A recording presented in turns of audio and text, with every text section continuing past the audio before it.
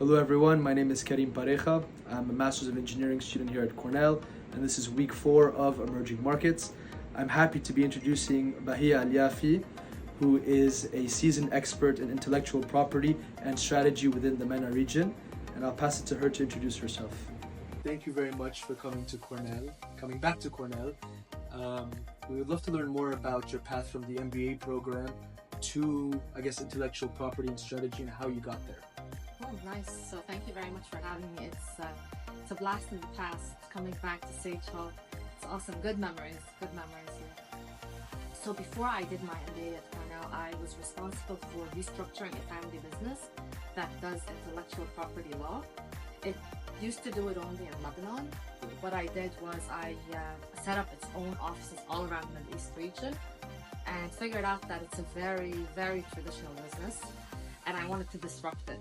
So the MBA helped me in learning about technology and how to manage technology and build a solution that disrupts the traditional business model for IP law.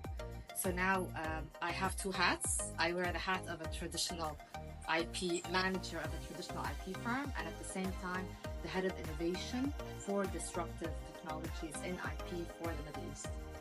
All right. So what are some of the unique challenges and opportunities that you face while working in intellectual property? That's a loaded question. There are a lot of challenges and also a lot of opportunities. So intellectual property law is a relatively new law. It recently came into force. The US and Europe are more advanced markets, but the Middle East markets, a lot of the laws are more recent, so 2012, 2014, so it's changing, which also helps because it's interesting for me because we can help set up the foundation in the region for proper IP management and laws, but at the same time it's frustrating because we work with a lot of larger corporations who are used to the advanced laws in the US and other markets. So telling them about the laws in the Middle East and how to navigate these laws to make sure that they have the utmost protection while being able to work comfortably in the Middle East region, that's the hardest part to navigate. But the opportunities are great. So we were the ones who filed the first AI generated patent in Saudi Arabia, and we were on the board, we were negotiating with the board on why they should accept it. So we're being able to change the landscape from within, which is a great opportunity. I like it, but I'm learning. It's amazing. And could you dive a little bit more into that and give us an example of the difference within setting up an IP in the US and the Middle East, and how does enforcement work and the differences between those two, or the similarities? Okay, so it's different in terms of the basis of the law. The US uses case law, so past decisions can be used in order to help you enforce your IP. Whereas the Middle East, because there is no transparency in data, so even if you get a published decision in Saudi Arabia or the UAE, it's very hard to obtain such a decision and use it for future reference, unless you're the law firm who has managed this case from the start.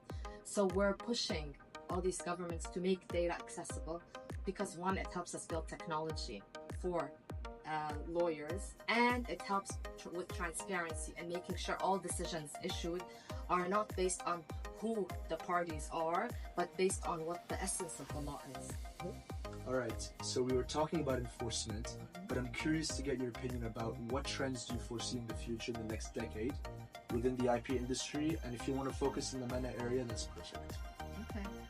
So in terms of the big word nowadays is AI and the use of data to train these models, and who does this data belong to, and is it a copyright infringement or not a copyright infringement? So around the world, like AI and the use of data is very contentious in terms of IP. So this is the first one. The second one is with all of the Web3, 3D trademarks are becoming more important. So if you want to register a trademark that's three-dimensional with all the colors to protect the trade dress, this is becoming something emerging in emerging markets and more developed markets. So this is another trend.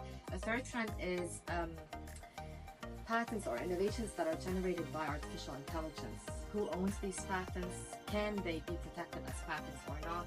Is it fair to protect innovations generated by AI? equally to innovations generated by humans or researchers who spent decades working on it. So these are like the big trends that are happening in the IP industry.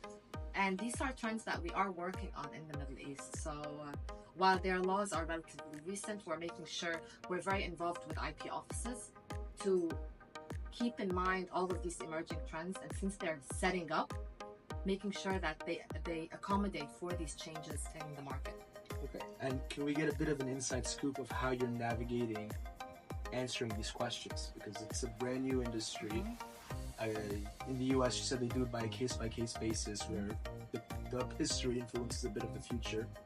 How does it work with deciding, is it the person who created the EI that gets the IP, or the person that used it to develop these new technologies that get the IP? Nice, good question. So what we're trying to do is we're trying to push all players in the IP ecosystem. So you have players that are the lawyers, you have players that's the government or the administrative side, and you have the courts. So what we're doing is we created a group of lawyers who filed a patent that is generated by AI and actively paid and went through all of the motions at the administrative level to get a decision on whether this should be patented or not, and go to court and go through the motions, which is still under process, go through the motions of having a decision from court and making sure that the judges think of that it's a bogus patent. It really does not make sense. It's whatever. It's nothing, the patent. It's just the concept of this innovation was generated by a machine and not a human. And this is what we want the court to think of. Because IP law is specific, a human creation. So this is how we're doing it. So you're testing the waters and figuring out how it goes. And we're being very vocal about it. So there are so many publications about it, and it's an international push. Okay. Yeah. Right, so we're very excited to welcome you in the class later today. And we're just curious, what are some of your expectations, any questions that you want to be asked, or a direction that you want us to tend the crowd to? I'm very excited to be invited to the course. I would like to shed light on the Middle East region. The Middle East is everyone thinks of it as one region, but it has very diverse cultures, values, the way of doing business, and so on. So maybe shedding some light on the nuances across the region and what regions are full of opportunities that people should be thinking of, that are less known. Like Dubai is very comfortable, everyone knows about it, but what are other regions that are interesting? All right. Yeah. Thank you very much. No problem.